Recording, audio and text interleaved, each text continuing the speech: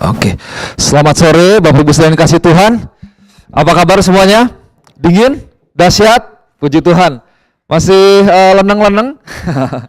Masih detoksifikasi? Oke.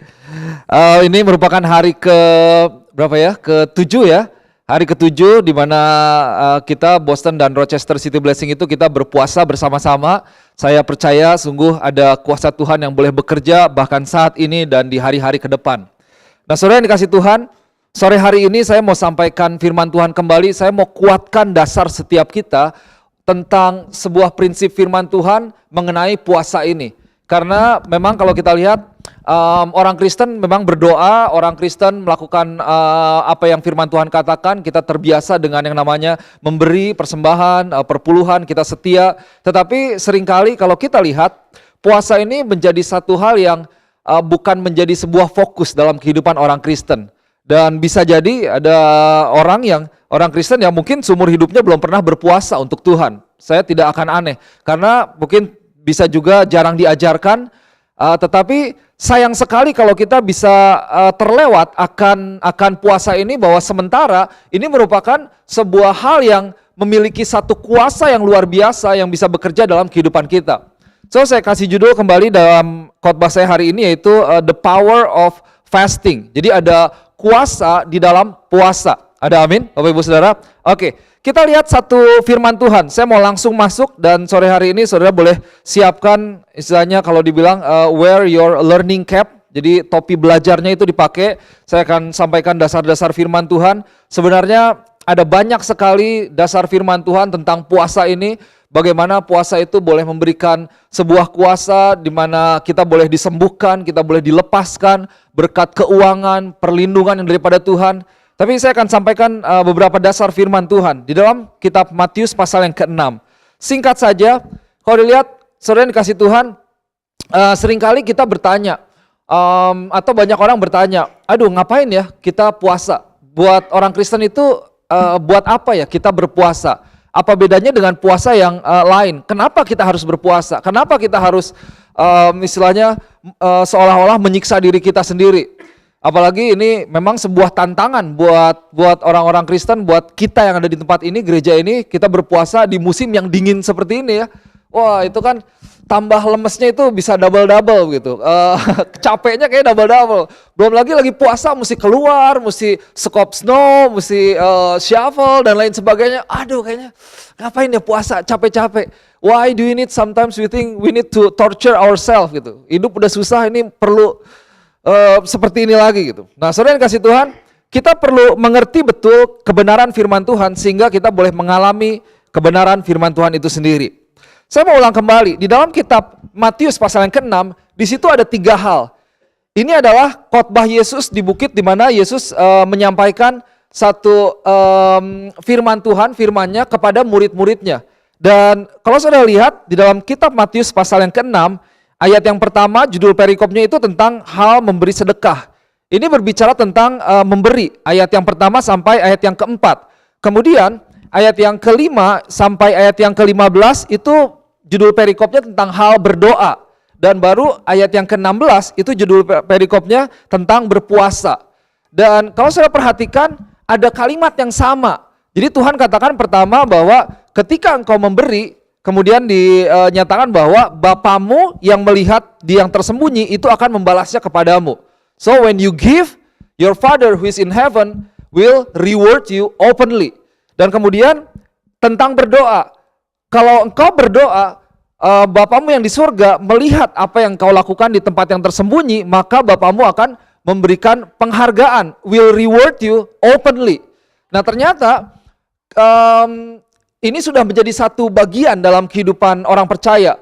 Memberi adalah menjadi bagian kita. Sejak kecil kita diajar untuk memberi kepada Tuhan. Bahkan bukan dari kita, tapi orang tua yang menitipkan gitu ya.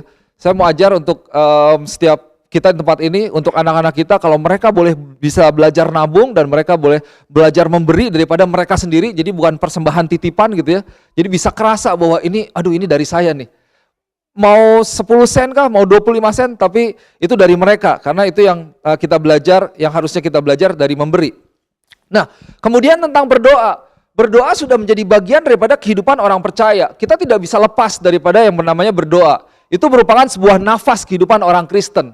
Kita tidak bisa hidup tanpa bernafas. Dan firman Tuhan katakan bahwa memberi dan juga berdoa itu mengalirkan kuasa yang daripada Tuhan. Kita dengar ada kuasa di dalam doa. Ada kuasa saat kita memberi. Surga boleh terbuka dan lain sebagainya. Tetapi kemudian ternyata ada satu hal lagi yang seringkali terlewat, yaitu tentang berpuasa. Di ayat yang ke-16 ini dibuka seperti ini, Matius 6 ayat 16. Firman Tuhan katakan, dan apabila kamu berpuasa. Di situ dipakai sebuah kata dan, atau di New King James Version dikatakan begini, moreover when you fast. So sebelumnya when you give, when you pray, and then when you fast. Dan ketika engkau berpuasa. Jadi ini adalah tiga hal yang sebenarnya tidak boleh terpisah dalam kehidupan orang percaya. Ada memberi, berdoa, dan berpuasa. Dan tiga hal ini mengalirkan berkat kepada kehidupan kita. Ketika engkau berpuasa, maka Bapamu yang melihat yang tersembunyi akan membalasnya kepadamu. Your Father who sees in secret will reward you openly. Nah, saudara boleh pelajari bahwa ternyata tiga hal yang sama, tiga hal yang berbeda maksudnya, tetapi Tuhan mengatakan itu ditutup dengan bahwa ada berkat daripada Tuhan, ada kuasa Tuhan boleh mengalir ketika kita memberi, berdoa, dan berpuasa. Jadi yang pertama, kenapa kita berpuasa? Karena di dalam puasa itu mengalirkan kuasa daripada Tuhan. Puasa itu mengalirkan berkat daripada Tuhan. Dan yang kedua, kita lihat bahwa puasa itu membawa kita boleh tetap segar, tajam secara rohani. Kita boleh semakin tajam. Pada puasa kali ini tema kita yaitu sharpen your axe. Jadi pertajam mata kapakmu gitu. Kalau kapak dipakai, itu lama-lama akan tumpul sama seperti pisau. Sebenarnya saya mau cari kampak, cuman nggak ada yang punya, saya tanya gitu ke Yud. Coba saya lihat kalau di rumah-rumah sini ini contoh yang baik ya, karena di Indonesia jarang mungkin. Orang itu banyak kayu untuk dibakar ya dan disimpan. Dan saatnya sekarang dipakai gitu. Tapi mereka ini bukan pakai gergaji mesin, tapi biasanya itu ya pakai kampak gitu, dipotong begitu seperti bahkan ada perlombaannya. Nah, kehidupan kita dipakai setiap hari, pikiran kita dipakai setiap hari, ide-ide, keputusan kita itu dipakai setiap hari, sehingga tanpa sadar kalau kita tidak pertajam, kita tidak asah kembali, maka itu akan menjadi tumpul. Saya lupa, ini terkenal sekali. Mantan Presiden Amerika, dia katakan begini, berikan saya waktu 6 jam, kalau saya punya waktu 6 jam, 2 jam itu akan saya pakai untuk saya mengasah kampak saya. Wah, kalau ternyata misalnya ada perlombaan, ini 6 jam, oke kita banyak-banyakan potong kayu ini. Wah mungkin orang mulai 1, 2, 3, wah orang akan langsung potong dulu ya, begitu. Tapi Presiden ini bilang, saya akan pakai 2 jam pertama untuk saya mempertajam kampak saya. Karena saya tahu 4 jam berikutnya itu menentukan bagaimana saya menghasilkan kayu-kayu yang ada. Begitu. Tanpa sadar, seringkali dengan aktivitas kita, dengan kegiatan kita menjadi kering gitu ya. Secara rohani, kita tidak segar lagi, kita tidak bergairah lagi. Kita seringkali menjadi pribadi yang kalah terhadap masalah kita. Ada masalah sedikit kita langsung ya mengurung diri, menyesali diri gitu, galau dan lain sebagainya. Itu ya, sakau lah, galau, sakau, tahu nggak saudara sakau itu apa? Nggak tahu. Sakit karena engkau itu ya. Jangan mikirnya yang aneh-aneh gitu. Waduh saya udah sakau nih kayaknya. Sakit karena Tuhan sih nggak apa-apa, rindu sama Tuhan gitu ya. Jangan karena engkau. Oh, move on, step forward 2016. Nah, tapi saudara dikasih Tuhan, bahkan bagi orang Kristen sebenarnya bukan masalah kalau ditanya, saya bukannya nggak cinta Tuhan, saya bukannya tidak mau baca Alkitab, tapi nggak tahu kenapa baca Alkitab, berdoa, berpuasa, apalagi memuji, menyembah Tuhan, sepertinya kering aja gitu. Kayak tidak ada gairahnya lagi, tidak ada kerinduannya lagi. Waktu kita bertobat itu kita tahu ada yang namanya kasih mula-mula. Orang bilangnya, wah kasih mula-mula. Waktu bertobat nangis-nangis, kayaknya Tuhan kirim saya kemana aja gitu. Mau dikirim ke Mesir kemana, kayaknya siap gitu. Kalau dikatakan pendeta bilang kamu ke sana, iya saya mau mati buat Tuhan gitu. Tapi sekarang, aduh, inilah aku utuslah dia gitu. beda lagi seperti itu. Jangankan mau dikirim ke misi, aduh kayaknya mau penyembahan aja apa ya, nggak ngerasa apa-apa gitu. Baca firman kok kayak ngelihat kertas kosong gitu. Ini nggak bedanya sama novel.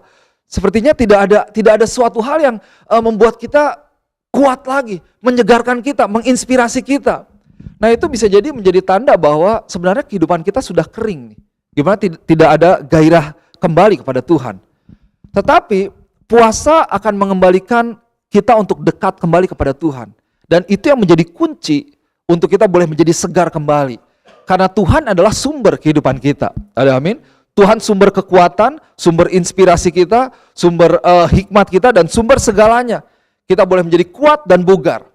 Saudara yang kasih Tuhan, ini menjadi penting. Kenapa? Karena saudara lihat bahwa orang yang bugar, dia orang yang sehat, dia akan maksimal di dalam apa yang dilakukan.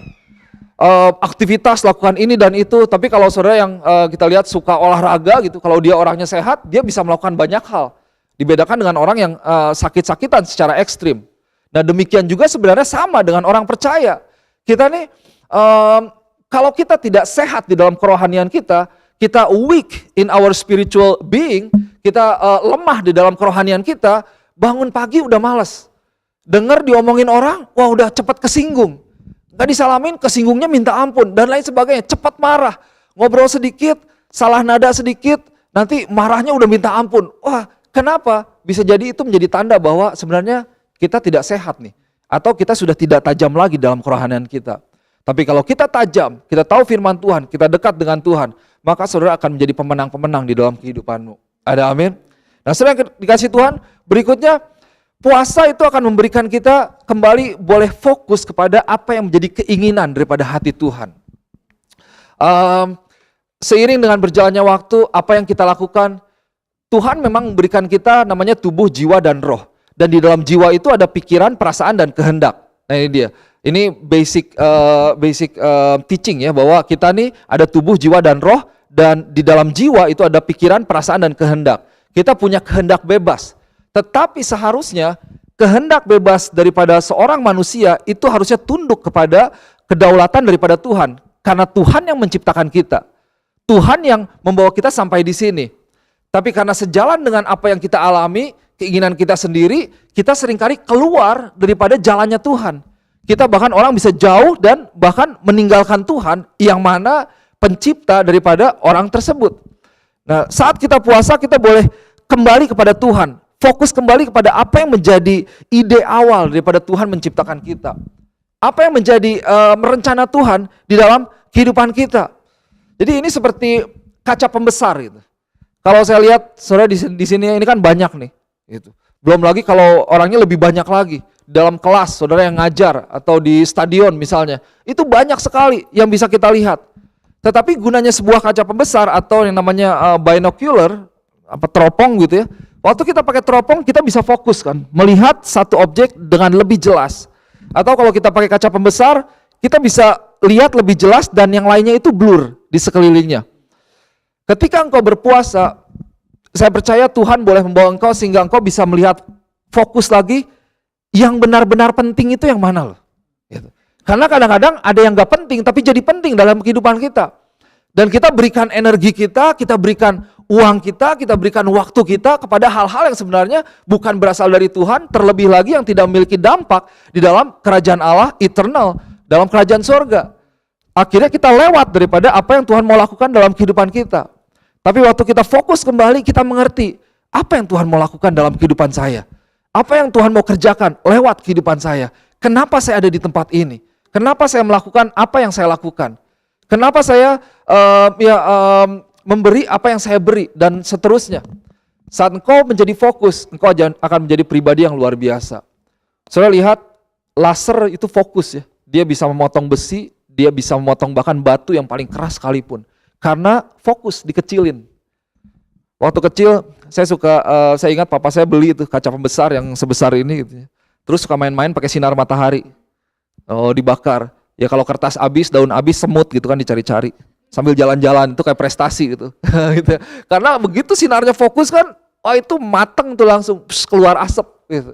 Kenapa? Karena fokus. Waktu fokus, engkau akan berbahaya bagi kerajaan iblis. Pikiranmu fokus, rohmu fokus, engkau menjadi pribadi yang fokus kepada apa yang Tuhan mau lakukan dalam kehidupanmu, engkau akan menjadi pribadi yang luar biasa. Kita perlu untuk kembalikan diri kita kembali. Dan kemudian kita lihat bahwa kenapa puasa itu menjadi penting. Yesus yang menjadi teladan kita. Dan saudara ingat bahwa sebelum Tuhan masuk ke dalam pelayanannya, Tuhan dibawa oleh malaikat Tuhan untuk dia ke padang gurun ya. Dan Yesus berpuasa selama 40 hari. Dan Alkitab mencatat, kalau saudara boleh baca, saudara boleh lihat, ketika Yesus kembali daripada padang gurun di mana ia dicobai dan lain sebagainya, tapi kita tahu ketika dia dicobai, dia pakai firman Tuhan. Tapi waktu Yesus kembali, dia dipenuhi oleh Roh Tuhan. Kemudian Yesus melakukan pelayanannya selama kurang lebih 3 tahun. Dan Yesus melakukan pelayanan yang luar biasa. Saudara lihat begini, kalau ternyata Yesus bisa melakukan pelayanannya tanpa puasa, dia tidak perlu puasa sebenarnya. Dia Tuhan kok.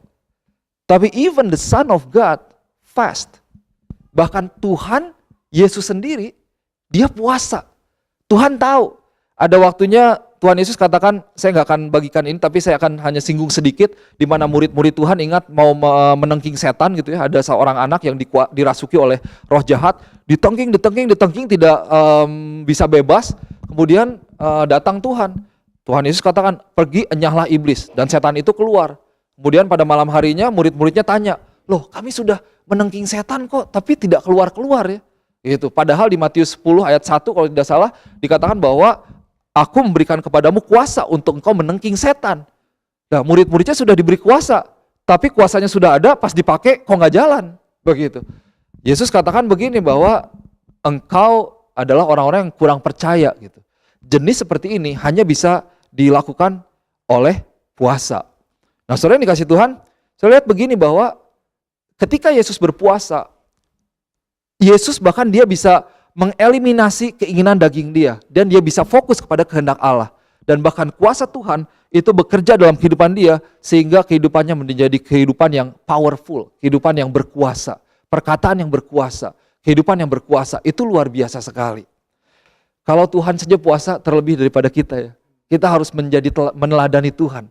Dan ada kuasa di dalam puasa. Yang berikutnya memang yang paling berat ya. Kalau kita lihat kenapa kita puasa, ya karena yang namanya daging ini gitu. Tadi saya bilang di awal ya puasa itu gak gampang. Kalau di Indonesia gak gampangnya tantangannya banyak yang jualan makanan. Nah gitu. Tapi kalau di sini tantangannya, aduh cuacanya emang dingin sekali ya. Jadi ini saya sekarang lagi puasa Daniel, seminggu, kayaknya 4 hari pertama, 5 hari pertama itu puasa yang biasa gitu. Karena sayang juga ada makanan-makanan yang kalau dibuang sayang gitu. Jadi udahlah kita puasa biasa dulu supaya bisa habis itu. Tapi dari pagi sampai sore kan itu nggak makan ya. Tetap harus keluar, bersihin snow pagi-pagi itu. Dinginnya minta ampun, aduh Tuhan udah kecil begini ya. Puasa lagi, keluar dingin lagi, udah lapis-lapis, aduh kayaknya jujur perjuangan nggak gampang, bener ya, nggak gampang karena ya dingin, namanya dingin gitu. Udah, saya harusnya ini butuh lemak gitu, harusnya pakai penghangat banyak di mana-mana. Tapi ini aduh dingin-dingin begini di bawah suhu minus Celsiusnya minus, derajatnya minus, mesti keluar. Well, it is not easy. Tapi saudara lihat bahwa seringkali daging kita ini boleh menjadi sebuah penghalang untuk kita bisa dekat dengan Tuhan. Atau dengan kata lain bahwa daging kita itu bisa menjauhkan kita daripada Tuhan. Daging kita itu bisa menghalangi kita untuk tidak menerima berkat yang Tuhan sediakan dalam kehidupan kita. Saya kasih contoh. Kita lihat kembali kepada Adam dan Hawa. Tuhan punya rencana. Tuhan katakan bahwa buah ini jangan kamu makan. Tetapi Hawa tidak bisa menahan keinginannya. Adam tidak bisa menolak juga apa yang Hawa tawarkan. Akibatnya saudara bisa lihat. Karena mereka tidak bisa menahan kedagingan mereka, akhirnya mereka keluar daripada atmosfer berkat Tuhan. Taman Eden itu berbicara tentang berkat daripada Tuhan, di mana mereka bisa mengalami semuanya, mereka bisa menikmati semuanya. Mereka tidak merasa malu, mereka hidup bergaul dengan Tuhan, dekat sekali, mereka berbicara langsung dengan Tuhan. Tetapi ketika dosa masuk, karena mereka tidak bisa menahan diri mereka, akhirnya mereka dikeluarkan dari Taman Eden, dan sejak saat itulah, maka rencana Tuhan yang besar, yang luar biasa itu terjadi sampai Tuhan harus memberikan Yesus sebagai juru selamat untuk menyelamatkan setiap kita. So, saudara lihat yang pertama bahwa ketika kita tidak bisa menahan kedagingan kita, apa yang bisa terjadi? Kita keluar daripada atmosfer berkat Tuhan. Kita bisa, iblis ini mengambil alih kedagingan kita. Contoh berikutnya, again, kalau kita lihat dari kehidupan Esau dan Yakub, di mana suatu saat Esau baru pulang, terus dia minta, berikanlah kepadaku yang merah-merah itu. Dikatakan seperti itu. Ya memang kacang ya, di situ kacang merah. Itu apapun makanannya. Terus, aduh aku capek sekali. Terus Yakub bilang begini, jualah dahulu kepadaku hak kesulunganmu. Saya mau sampaikan ini sekali lagi. Bahwa karena Esau dia tidak bisa menahan kedagingannya, kelaparannya, karena dia lapar ya, habis pulang kerja, habis pulang berburu begitu, dia datang capek, ya kita pulang kerja capek wajar. Tapi berapa banyak sudah lihat, bahkan orang tuh karena lapar itu bisa berantem gitu ya. Karena lapar itu bisa bunuh-bunuhan gitu. Karena lapar, cari duit dan lain sebagainya itu bisa berkembang menjadi dosa yang luar biasa. Tapi saudara lihat begini, saudara ingat bahwa banyak kali pendeta atau hamba-hamba Tuhan berdoa, biar berkat Abraham, Ishak dan Yakub. Seharusnya itu Abraham, Ishak dan Esau. Karena itu milik Esau, berkat kesulungan itu milik Esau. Tetapi karena Esau tidak bisa menahan, akibatnya dia kehilangan masa depan yang Tuhan persiapkan untuk dia. Sebuah berkat yang memang hanya dikhususkan untuk anak-anak sulung pada waktu itu. Bahkan sampai hari ini, saudara bisa lihat, berkat itu dikatakan berkat Abraham, Ishak dan Yakub. Karena Esau menjual hak kesulungannya hanya untuk sekedar sup kacang merah.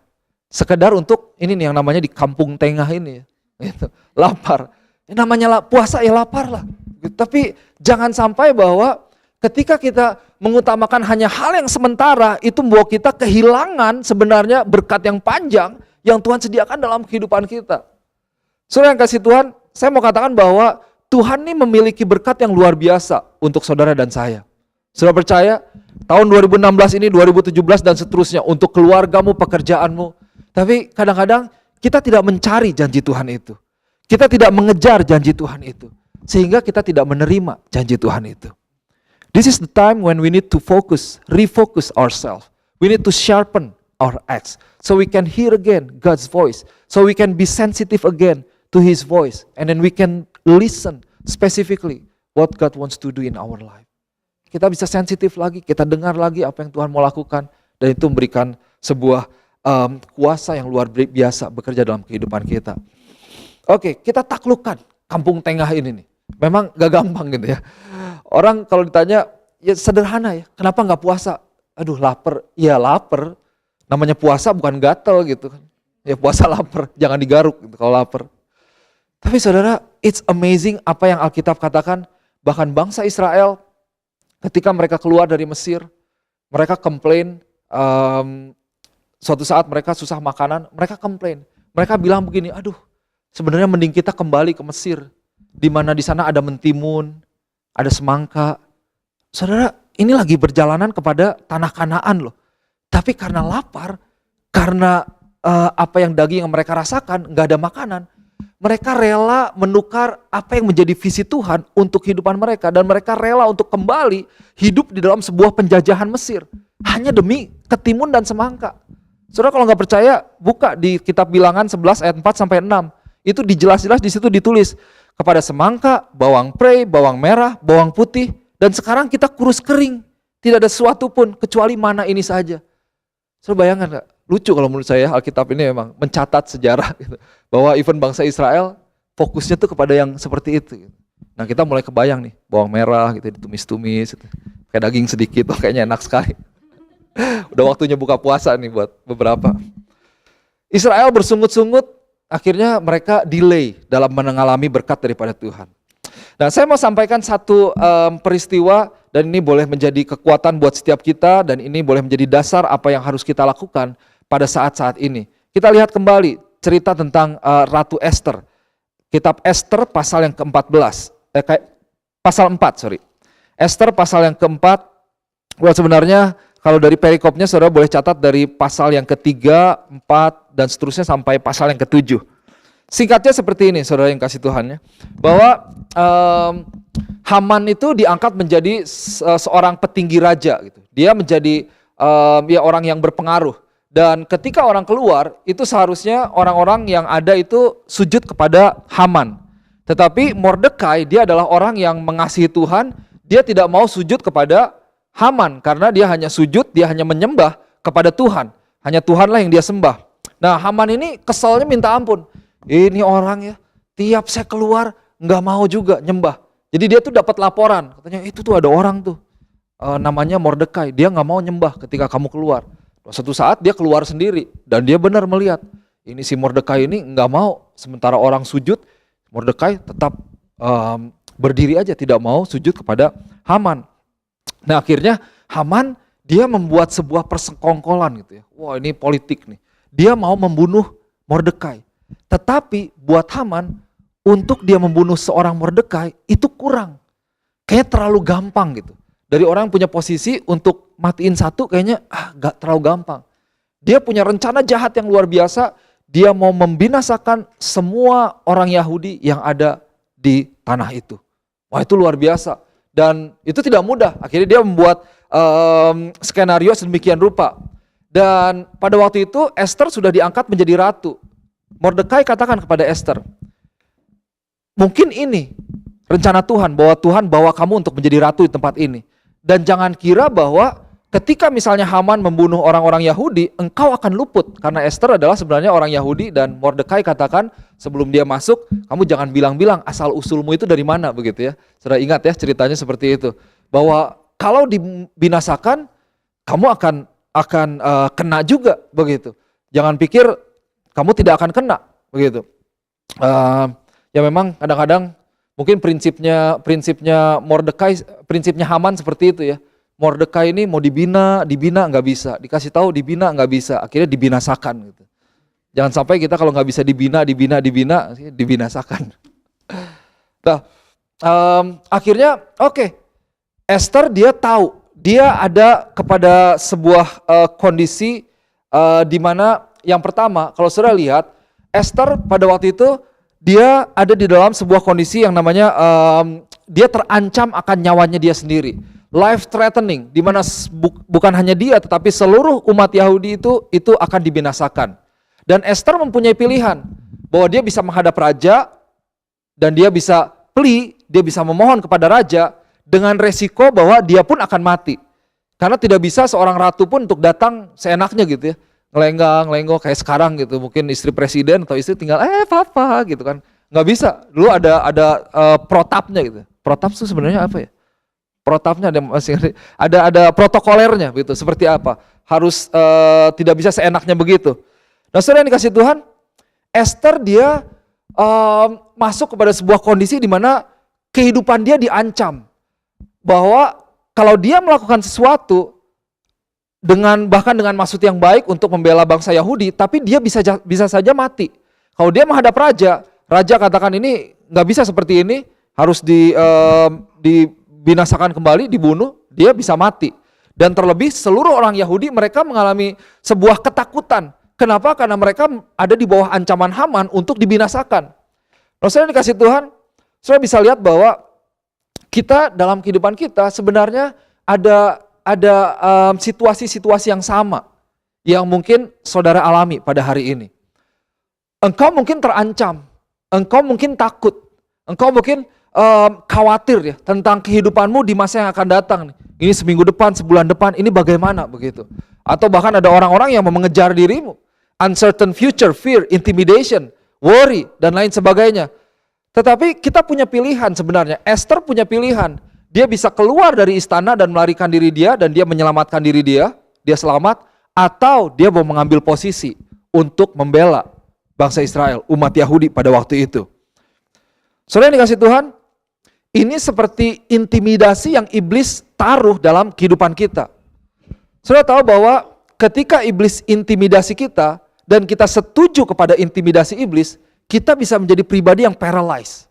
Paralyzed itu ya seperti tidak bisa apa-apa ya. Diintimidasi, karena takut kita tidak melakukan apa-apa. Karena takut kita tidak maksimal dalam apa yang bisa kita kerjakan. Karena takut kita diam di rumah mungkin. Karena takut pada akhirnya sungguh kita tidak melakukan apa-apa. Aduh, kalau begini, nanti bakal begini nih. Nanti bisa begini. Jadi belum juga memulai udah takut. Dan takut itu membuat diri kita mati sebenarnya. Firman Tuhan katakan bahwa Tuhan tidak memberikan roh ketakutan, tapi keberanian di dalam Tuhan. Saudara yang dikasih Tuhan, pertama Esther ada dalam kondisi yang dimana hidupnya terancam. Bangsa Yahudi terancam. Yang kedua, bagi Esther dan umat Yahudi pada waktu itu, ini merupakan situasi yang sulit. Ada masa yang susah nih. Secara bangsa masanya susah. Wah, ini mau dibinasakan seluruh bangsa loh. Kemudian nggak gampang, ini harus seperti apa ya? Dan sepertinya tidak mungkin. Pada waktu itu ya tidak mungkin, tidak bisa sebenarnya untuk seorang ratu masuk menghadap raja begitu saja. Tidak bisa untuk rakyat membalikan rencana seorang penguasa untuk membinasakan mereka. Apa yang bisa dilakukan oleh rakyat biasa. Jadi ada ketidakmungkinan, ada masa yang sulit, ada situasi yang sulit. Nah, saya mau paralelkan dengan kehidupan kita. Saya percaya bahwa ini menjadi firman Tuhan dan menjadi sebuah kekuatan untuk kita bisa berdoa pada hari-hari ini, terlebih saat kita berpuasa, bahwa engkau juga mungkin mengalami masalah yang sama, ketidakmungkinan. Apa yang mulai engkau pikirkan? Kayaknya tidak mungkin. Ini tidak bisa. Susah, masa yang susah atau masa yang sulit. Well, ekonomi tidak mudah. Pekerjaan mungkin tidak mudah. Belajar mungkin juga tidak mudah. Ada banyak tantangan, ada banyak hambatan seolah-olah di sini kanan kiri, depan belakang. Kau tidak bisa kemana-mana, mau ke atas nggak bisa, ke bawah nggak bisa. Kayaknya kita susah begitu. Tapi saudara yang dikasih Tuhan, saudara lihat bahwa pada waktu itu Esther dia kembali kepada Tuhan. Yang perlu kita ingat bahwa Esther dan Mordekai, mereka adalah orang Yahudi yang mana mereka adalah minoritas di bangsa itu. Dalam arti mereka tidak memiliki kuasa dan tidak mungkin untuk mereka bisa membalikan apa yang ada di benak Haman untuk memusnahkan bangsa Yahudi. Tetapi Tuhan kita adalah Tuhan yang mampu. Tuhan kita bisa membalikan keadaan. Saat kita percaya, Tuhan kita bisa bekerja lebih daripada apa yang kita pikirkan. Bahwa ketidakmungkinan bisa jadi mungkin. Ada amin. Yang sulit, Tuhan bisa berikan jalan, Tuhan berikan pertolongan, Tuhan bisa bukakan pintu untuk kehidupan kita. Nah, yang ketiga, situasi Esther pada waktu itu benar-benar ini merupakan sebuah tantangan. Tetapi saya percaya bahwa di dalam sebuah tantangan bahkan ada sebuah yang namanya kesempatan. We face our own problem every single day. But it is important how do you see your problem. Bagaimana kita melihat masalah kita? Apakah itu sebuah tembok yang menghalangi kita, atau kita bisa melihat ini sebuah kesempatan di mana kita bisa naik lebih lagi di dalam Tuhan. Di mana kita bisa mengalami Tuhan lebih lagi saat kita bergantung kepada Tuhan. Nah, again, ini kalau dibikin film ini luar biasa nih. Sepertinya kalau saudara mungkin pernah nonton film-filmnya, wah ini bukan masalah biasa-biasa nih. Ini tantangan yang luar biasa besar dan tidak mudah. Buat Esther ini taruhannya hidup dan mati. Tetapi di situ Esther juga melihat bahwa ini adalah kesempatan untuk dia menjadi berkat, untuk dia boleh berfungsi maksimal dalam rencana Tuhan bagi bangsa orang Yahudi pada waktu itu. Nah, saudara yang dikasih Tuhan, challenge also an opportunity. So if you are facing a challenge, I believe you can turn that challenge into an opportunity. Tantangan itu bisa engkau rubah menjadi kesempatan di mana engkau bisa naik lebih lagi di dalam Tuhan. Nah, kemudian apa yang Esther lakukan? Kita lihat di ayat yang ke-16, Esther pasal yang keempat. Esther pasal yang keempat, ayat yang ke-16. Firman Tuhan katakan demikian.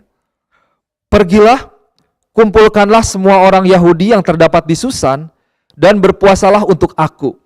Janganlah makan dan janganlah minum 3 hari lamanya, baik waktu malam, baik waktu siang. Aku serta dayang-dayangku pun akan berpuasa demikian. Dan kemudian aku akan masuk menghadap raja, sesungguhnya berlawanan dengan undang-undang. Kalau terpaksa aku mati, biarlah aku mati. Nah, saudara bisa lihat bahwa berlawanan dengan undang-undang. Tapi kalau aku mati, matilah. Biarlah aku mati. Tapi sebelumnya oke. Katakan kepada seluruh bangsa untuk berpuasa untuk aku. Aku akan berpuasa setiap dayang-dayangku, pembantu-pembantuku itu akan berpuasa. Nah, saudara yang dikasih Tuhan, saya mau ajak kita untuk kita boleh masuk ke dalam fokus doa yang akan saya sampaikan berikut ini ya. Jadi ada beberapa hal yang menjadi target prayer kita nih pada saat kita puasa ini. Pada saat kita berdoa kepada Tuhan.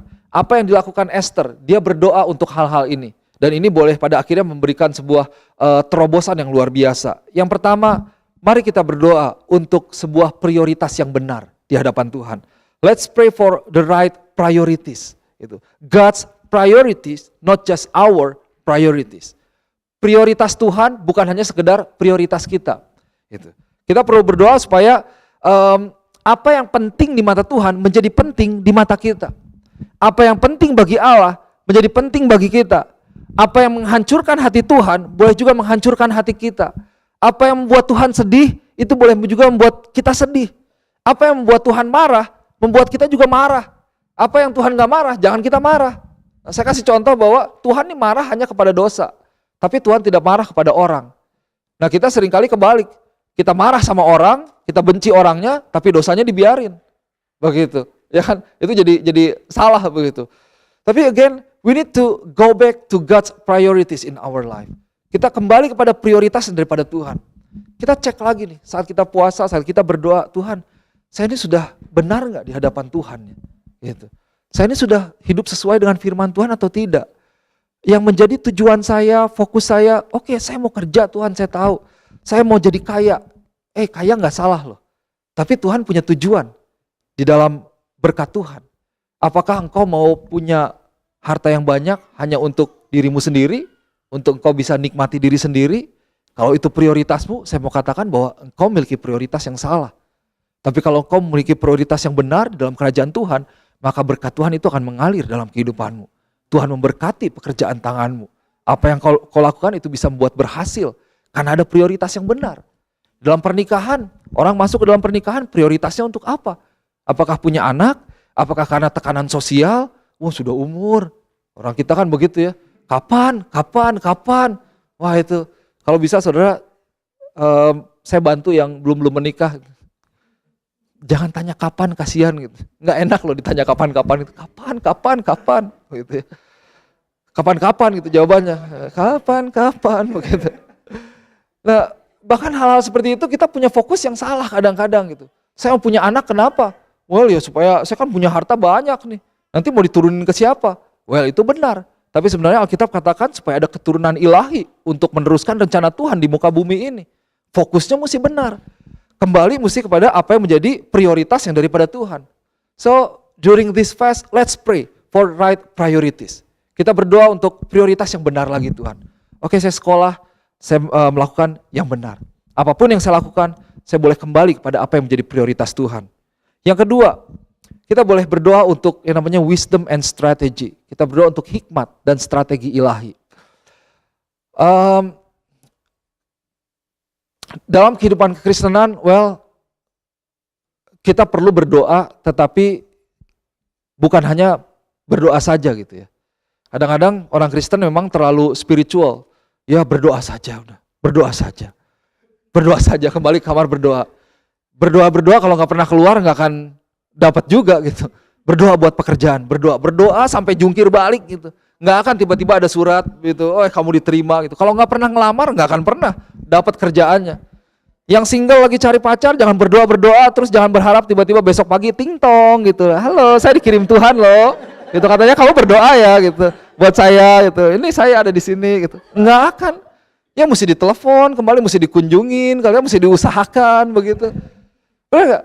Nah, maksud saya begini. Kadang-kadang kita punya rencana untuk bisnis, it's good. Atau engkau punya masalah keuangan kah, tentang keluarga dan lain sebagainya. Tapi sepertinya kan ada banyak pintu ya, yang ada banyak keputusan, ada banyak pilihan yang bisa kita ambil. Nah pilihannya itu yang mana yang benar? Yang mana yang sesuai dengan kehendak Tuhan? Ingat bahwa tidak semua pintu yang ada itu pintu daripada Tuhan. Bisa juga mungkin pintu yang seolah baik, ternyata seperti screensaver. Wah bagus gitu ya, pas ternyata jalannya salah. Nah kita mesti berdoa supaya oke Tuhan, kalau ini yang jadi jalanmu, bahkan kalau pada awalnya terlihat tidak baik, Tapi kalau kita punya conviction yang kuat bahwa saya harus bertindak sesuai dengan firman Tuhan, berjalanlah, maka engkau akan mengalami berkat daripada Tuhan. Tapi kalau engkau keluar dari firman Tuhan, mengalami kadang-kadang shortcut yang gampang, yang enak, karena waduh, kayaknya lebih gampang gini deh, kalau ikut-ikutan firman susah. Well, saudara dikasih Tuhan, engkau akan dibawa kepada justru semakin jauh daripada Tuhan. So let's pray for wisdom and strategy. Kita berdoa untuk hikmat Tuhan, untuk strategi Tuhan. Lebih lagi, ini gimana Tuhan? Untuk ngurus ini, stepnya bagaimana? Jalannya lewat mana? Seperti apa? Seperti apa? Esther, dia tahu. Saudara kalau baca ayat ini, pasal ini, itu luar biasa. Esther Tuhan berikan hikmat yang luar biasa. Dengan Mordekai luar biasa. Dia katakan seperti ini pada satu saat raja akhirnya tahu bahwa suatu saat dia pernah diselamatkan dari rencana pembunuhan Raja Ahasiweros ini. Kemudian tapi raja belum pernah memberikan penghargaan. Kemudian diingatkan. Nah setelah itu akhirnya raja tanya, well ini kalau ada orang yang seperti ini harusnya diperlakukan seperti apa? Raja tanya kepada Haman gitu. Wah Haman bilang, wah dia pikir untuk dia gitu. Wah ini orang harus dikasih kereta kuda, dikasih pakaian yang bagus, diarak keliling kota. Terus raja bilang begini, oke kamu lakukan terhadap Mordekai. Gondok juga karena pikirnya untuk dia gitu kan. Waduh udah dikatakan yang terbaik, tahunya dilakukan untuk Mordekai. Tapi kemudian Esther dia membuat sebuah pesta. Dia membuat sebuah pesta, dia undang raja. Kalau raja berkenan datang. Kalau raja berkenan datanglah dengan Haman. Dan pada waktu raja datang begini, terus apa yang kau mau? Pada akhirnya Esther katakan, raja bagaimana kalau ada orang yang mau membunuh hambamu ini dengan seluruh umat yang ada, seluruh bangsaku. Raja marah, siapa orang itu? Siapa orang itu? Baru Esther katakan bahwa itu adalah Haman yang berencana membunuh. Nah, saudara bisa lihat bahwa Tuhan memberikan hikmat yang luar biasa sehingga dia bisa menyampaikan sesuatu kepada raja dan pada akhirnya raja bisa membalikkan rencana jahat daripada Haman, akhirnya balik sendiri dan ada kebaikan turun buat umat Tuhan. Kalau engkau berdoa untuk suatu hal, minta hikmat daripada Tuhan. Jangan kita pakai hikmat diri kita sendiri. Karena apa yang baik menurut kita belum tentu baik menurut Tuhan. Yang paling penting kita melakukan kebenaran firman Tuhan. Kalau kebenaran firman Tuhan, meskipun belum tentu kelihatannya baik, tapi itu pasti menjadi hal yang baik at the end buat kita. Firman Tuhan katakan Tuhan tidak pernah merancangkan keburukan atau rancangan kecelakaan, tapi rancangan kebaikan buat setiap kita. Berikutnya, saudara kasih Tuhan, Esther dia perlu berdoa, dia berpuasa, dia perintahkan orang-orangnya, dia berdoa untuk kekuatan, untuk iman, untuk kebulatan dalam dia bertindak. Demikian juga hal yang sama, let's pray for strength, let's pray for faith, let's pray for boldness. So when we do something, we will act with boldness. Minggu lalu ya saya sampaikan, be strong and be very courageous. Be strong and be very courageous. Kita berdoa supaya kita punya iman yang kuat. Kita punya keberanian untuk bertindak sesuai dengan firman Tuhan. Orang tua, lingkungan, teman-teman mungkin bisa mencoba untuk mengalihkan fokus kita. Sehingga kita kadang-kadang toleransi gitu. Ya udahlah gak apa-apa sedikit lah. Kita main-main, sedikit lah. Bohong-bohong sedikit gak apa-apa lah. Bohong putih gak apa-apa lah. Ya untuk kebaikan. Nah itu hati-hati Bapak Ibu Saudara yang kasih Tuhan. Kita mesti berani untuk kita bertindak sesuai dengan firman Tuhan. Bahwa apa yang firman Tuhan katakan, itu yang akan saya lakukan. Apa yang firman Tuhan katakan, itu yang akan saya kerjakan. Mungkin akan ada tekanan daripada orang paling dekat daripada dirimu. Untuk kayaknya, ya toleransilah sama firman Tuhan lah. Gak usah strict. Saya mau katakan bahwa itu iblis yang coba untuk penetrasi ke dalam pikiran kita. Sehingga kita keluar jauh daripada firman Tuhan. So let's pray for conviction. Firm faith. That we can really walk our journey 2016 with boldness. Strong and be courageous. Kemudian Esther berdoa untuk kemurahan Tuhan dan perlindungan daripada Tuhan. Poin yang keempat. Esther prayed for God's favor and protection, safety in the land. Dia kata berdoalah supaya aku selamat. Kamu tahu bahwa ketika aku masuk ini apa yang aku lakukan melanggar undang-undang. Ya Sudah pasti istilahnya aku akan mati. Tapi ya kalaupun aku mati, biarlah aku mati. Saudara bayangkan seorang wanita, meskipun dia ratu tapi dia tidak memiliki kuasa apa-apa sebenarnya. Tapi dia bisa memiliki sebuah keteguhan hati.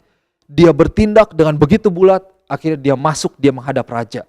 Wah, kalau saya mungkin doakan, udah didoakan gitu. Ya kita doain.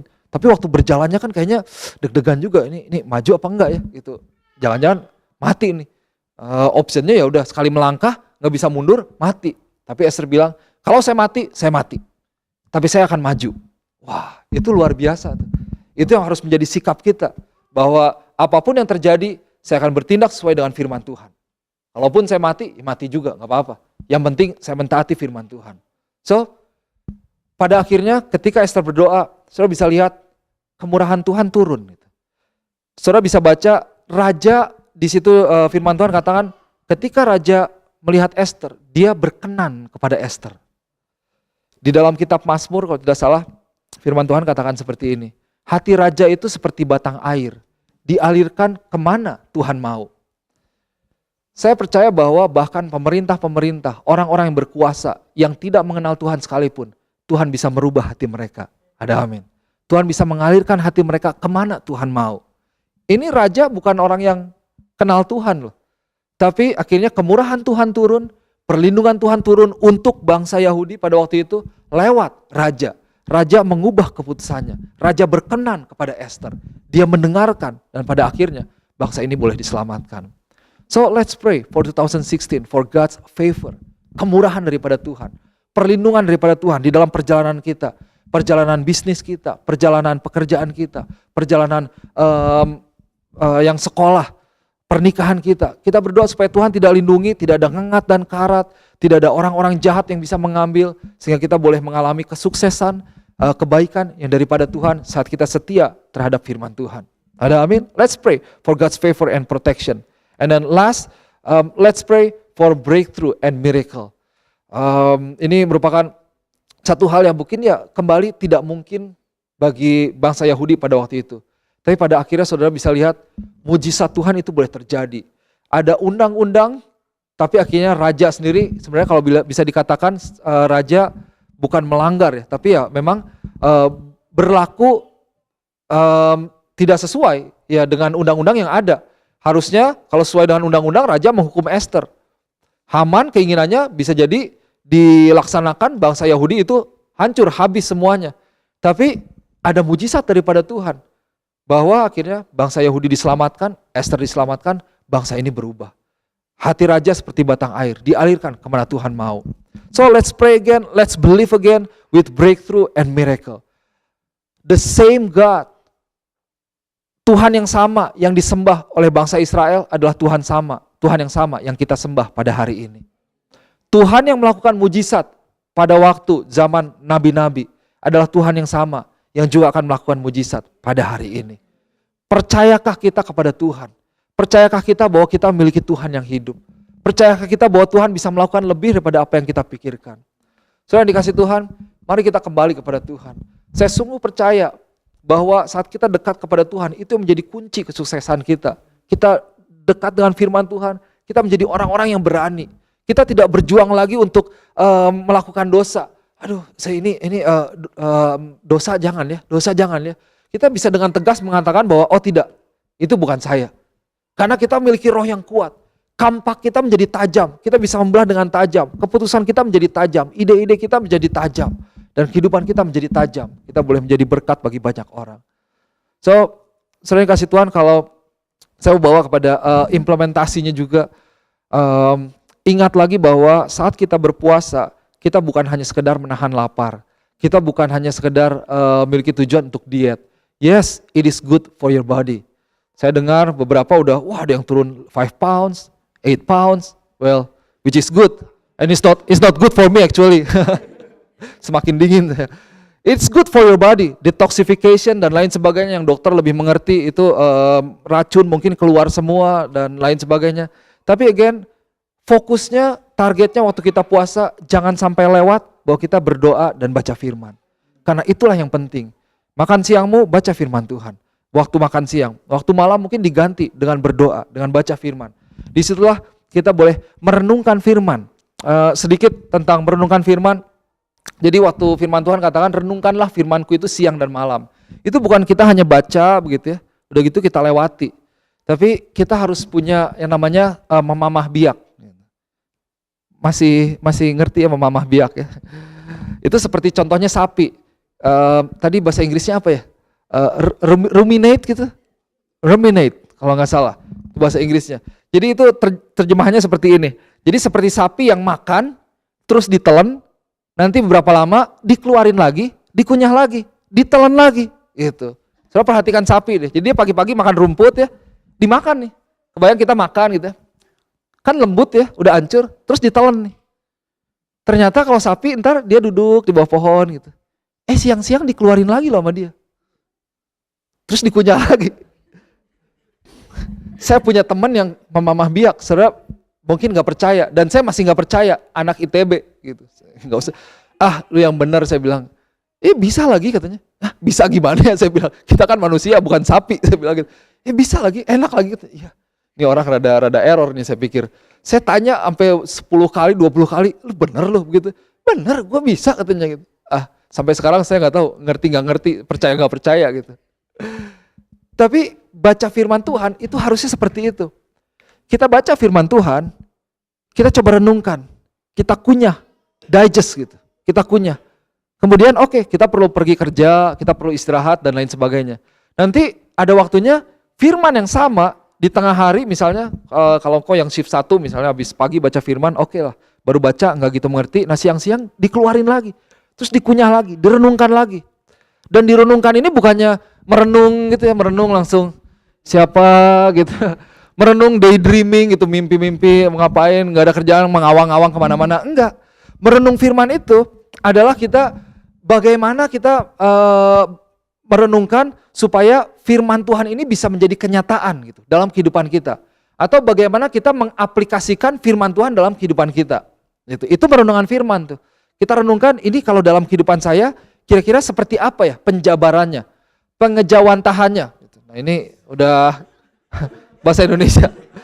Itu sebenarnya pasnya itu tuh. Diejawantahkan itu. Ya pokoknya diterapkan lah ya. Jadi bagaimana kita menerapkannya. Nah, soalnya firman tanpa diterapkan tidak akan ada kuasanya, betul? Firman Tuhan kalau dibaca, kita cuman baca-baca tapi tidak dilakukan, tidak akan berkuasa dalam kehidupan kita. So kita perlu renungkan bagaimana saya menerapkannya dalam kehidupan kita. Nah, saudara yang kasih Tuhan, saudara bisa lihat bahwa puasa itu punya kuasa seperti bagaimana berdoa dan memberi. When you fast, God, your Father who is in heaven, He will reward you openly. Ada reward daripada Tuhan. Nanti dalam renungan berikutnya, dalam renungan hari-hari, saya rencanakan untuk 9 hari terakhir saya akan masukkan 9 kuasa daripada puasa.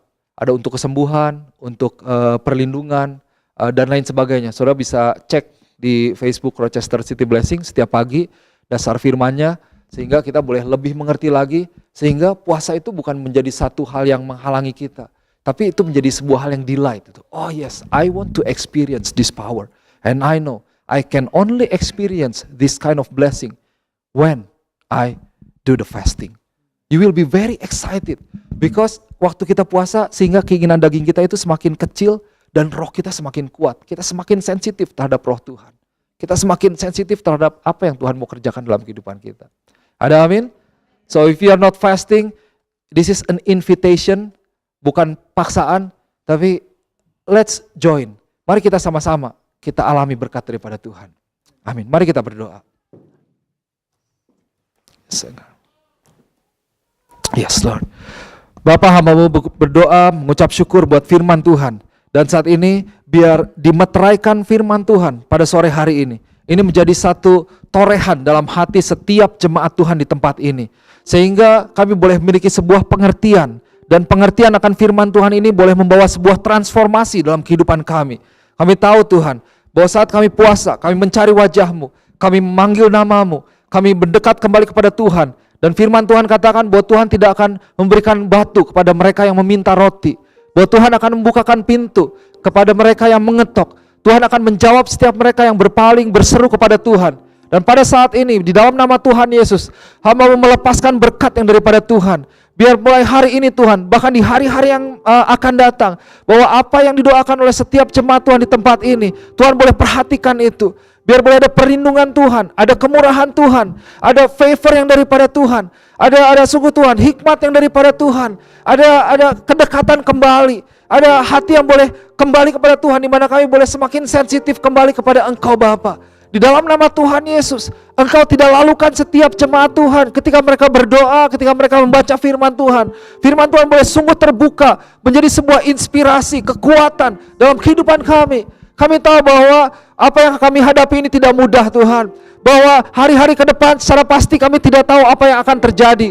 Tapi kami tahu pasti bahwa ketika kami berjalan bersama-sama dengan Tuhan, bahwa kami tidak akan pernah kalah. Bahwa Allah yang berperang bagi kami, bahwa Tuhan yang menjadi pelindung kami, bahwa berkat Tuhan itu tersedia. God's favor, God's protection is available for every one of us. And we thank you. Today we want to accept it in Jesus name. Kami terima setiap berkat Tuhan. Kami terima firman Tuhan di dalam nama Tuhan Yesus. Bahwa apa yang Esther alami itu boleh dialami oleh setiap jemaat Tuhan pada sore hari ini Tuhan. Kami boleh berjalan di mana Tuhan boleh lindungi perjalanan kami di tahun 2016. Kami serahkan kehidupan kami Tuhan. Kami mau utamakan Tuhan. Dan kami percaya sungguh Tuhan bahwa perjalanan dengan Tuhan ini merupakan perjalanan yang luar biasa, di mana ada pengalaman yang luar biasa. Berkat Tuhan boleh mengalir, kedekatan lebih lagi kepada Engkau Tuhan. Dan gereja Tuhan boleh semakin naik.